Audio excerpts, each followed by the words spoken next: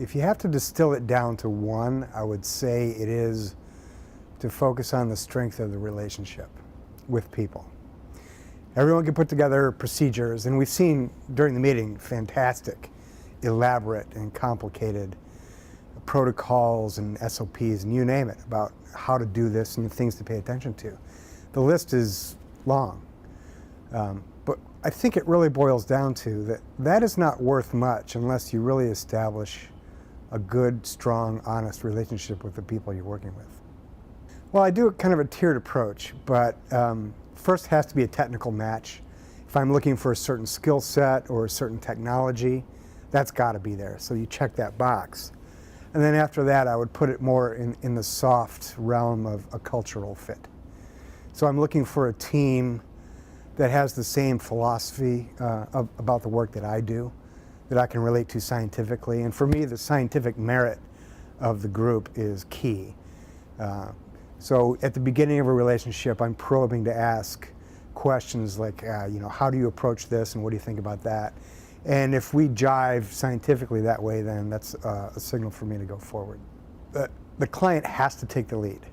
You have to set the tone and take the initiative to initiate communication, to be the source of ideas, or at least to be the facilitator of ideas. And what I like to do with my CMOs is create an atmosphere of a team where you're working to generate the concept of we as the team instead of us and them. So I try and get everyone on the same side of the table and generate a culture where we're solving problems together. And I solicit ideas back and forth from them. I contribute as much, if not more, and we work brainstorming until we come up with solutions to problems. But I think one of the key ones that's worked well for me is to really drill down into the staffing level where the people have your hands on the product and work to get to know them, work to understand how they work, and to come alongside as the sponsor and be entirely supportive of what they're doing. Draw them into the project that way.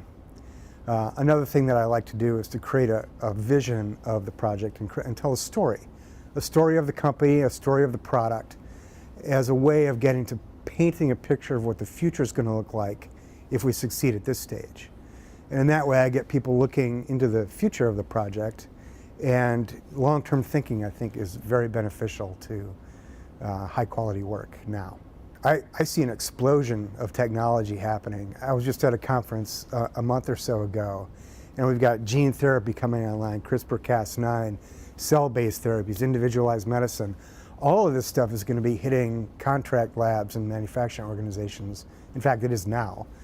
And the industry is, I wouldn't say struggling, but we're working to find out how to accommodate the new technologies. So I see the future is very bright for contract manufacturing because these are the people who are going to have to really make it work. To take the ideas that are being generated in these small startups, all this innovation needs to be reduced to practice in a GMP environment. And the folks who understand that and how to do that with the infrastructure and CMOs are going to be the ones who are carrying the ball. I'm having a blast. It's really nice to get out of my office, and I don't think I've met anyone here before.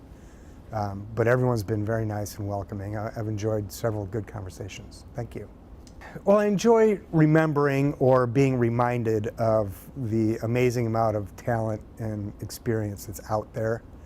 And I'm reassured when I sit in this room and I listen to the various presenters or the conversations I have over a cup of coffee with just the quality of work that's happening in the industry.